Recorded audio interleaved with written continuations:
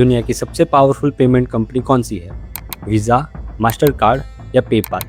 इनमें से कोई भी नहीं। आज दुनिया के सबसे सक्सेसफुल फास्ट पेमेंट नेटवर्क किसी प्राइवेट कंपनी का नहीं, बल्कि इंडिया का यूपीआई है। आईएमएफ के according India is now global leader in fast payments. आज इंडिया के 85% डिजिटल पेमेंट्स यूपीआई के थ्रू होते हैं, और सिर्फ इंडिया ही नहीं, पूरी दुनिया के लगभग 50% फास्ट डिजिटल पेमेंट्स यूपीआई के थ्रू होते हैं। हर दिन यूपीआई पर एवरेज 66 करोड़ ट्रांजैक्शंस होते हैं। एक ऐसा सिस्टम जो सिर्फ 2016 में लॉन्च हुआ, उसने वीज़ा और मास्टर कार्ड जैसे सालों पुराने पेमेंट जायंट्स को चैलेंज कैसे कर दिया, और कैसे यूपीआई ने इंडिया की इकोनॉमी, बिजनेसेस और आम इंसान की ज़िंदगी को हमेशा के लिए बदल दिया। आज इसी कहानी को हम डिटेल में समझेंगे। वीडियो के एंड तक आपको समझ आ जाएगा कि यूपीआई ने इंडिया में डिजिटल पेमेंट रिवॉल्यूशन कैसे लाया। चलिए 2015 की इंडिया में चलते हैं। उस वक्त अगर आप किसी दुकान पर पेमेंट करना चाहते थे तो सबसे पहले ऑप्शन था कैश। अगर कैश नहीं था तो डेबिट कार्ड।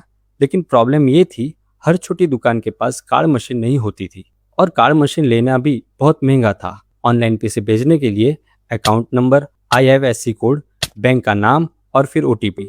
सिर्फ 100 रुपये भेजने के लिए भी इतनी इन्फॉर्मेशन भरनी पड़ती थी। इंडिया डिजिटल तो हो रहा था, लेकिन पेमेंट सिस्टम अभी भी कॉम्प्लिकेटेड था। एक ऐसे सिस्टम की जरूरत थी जो व्हाट्सएप मैसेज भेजने जितना सिंपल हो। इस प्रॉब्लम को सॉल्व करने की रिस्पॉन्सिबिलिटी दी गई एनपीसीआई को। एनपीसीआई का फुल फॉर्म है national payments corporation of India. ये ऑर्गेनाइजेशन 2008 में आरबीआई और बैंक्स ने मिलकर बनाई थी, ताकि इंडिया के पेमेंट सिस्टम को मॉडल बना सके। रुपे और फास्टैग जैसे सिस्टम्स भी एनपीसीआई ने ही लॉन्च किए हैं, और इसी तरह यूपीआई यानी यूनिफाइड पेमेंट इंटरफेस को एनपीसीआई ने डेवलप किया। आइडिया बहुत सिंपल था, हर बैंक को एक ही डिजिटल प्लेटफॉर्म पे कनेक्ट कर दो, फिर चाहे तुम्हारा अकाउंट एसबीआई में हो या सामने वाले का एचडीएफसी में, पैसे कुछ ही सेकंडों में ट्रांसफर हो जाएंगे। 11 अप्रैल 2016 को RBI governor doctor Raghuram Rajan ने ऑफिशियली यूपीआई को लॉन्च कर दिया। लेकिन लॉन्च के दिन कोई सेलिब्रेशन नहीं हुआ था, क्योंकि शुरुआत बहुत छोटी थी। सिर्फ 21 बैंक्स कनेक्टेड थे और पहले महीने सिर्फ 373 ट्रांजैक्शंस हुई थी। और फिर आया 8 नवंबर 2016, एक अनाउंसमेंट जिसने पूरे देश को हिला के रख दिया। 500 और 1000 के नोट्स रातों रात इनवैलिड हो गए, और इसी वक्त यूपीआई को उसका सबसे बड़ा मौका मिल गया। दिसंबर 2016 में गवर्नमेंट ने भीम ऐप लॉन्च कर दिया। उसके बाद फोन पे, गूगल पे, पेटीएम जैसे ऐप्स ने यूपीआई को स्मार्टफोन तक पहुंचा दिया। अब पैसे भेजना उतना ही आसान था, बस क्यूआर कोड स्कैन करो, अमाउंट लिखो, पिन डालो और पेमेंट कंप्लीट करो।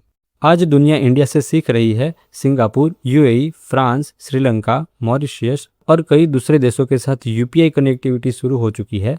ये cross border payment system tourism, shopping और इंटरनेशनल बिजनेसेस को और भी बढ़ावा दे सकता है। लेकिन एक सवाल आता है, क्या यूपीआई सच में फ्री है? अगर कोई एक्स्ट्रा चार्जेस नहीं लिया जाता तो यूपीआई चल कैसे रहा है? क्योंकि हर ट्रांजैक्शन के पीछे बैंक्स है, एनपीसीआई के सिस्टम्स है, डेटा सेंटर्स है, साइबर सिक्योरिटीज है और पावरफुल सर्वर्स है।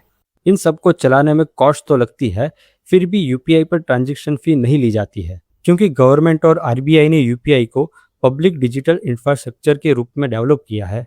अगर डिजिटल पेमेंट फ्री, फास्ट और ईजी होगा तो ज़्यादा लोग इसका यूज़ करेंगे, और इसका फ़ायदा सिर्फ एक कंपनी को नहीं, पूरी इकोनॉमी को होगा।